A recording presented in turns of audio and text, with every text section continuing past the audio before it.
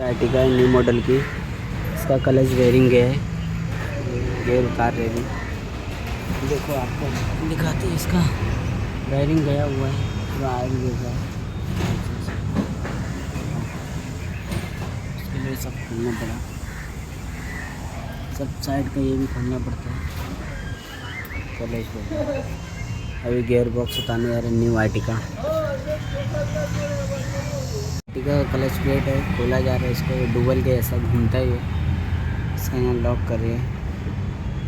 ये देखिए आप, इसका गेयर उतार रहे हैं। क्लच सिलेंडर लीक था, इसके वजह से गेयर उतार रहे हैं इसका।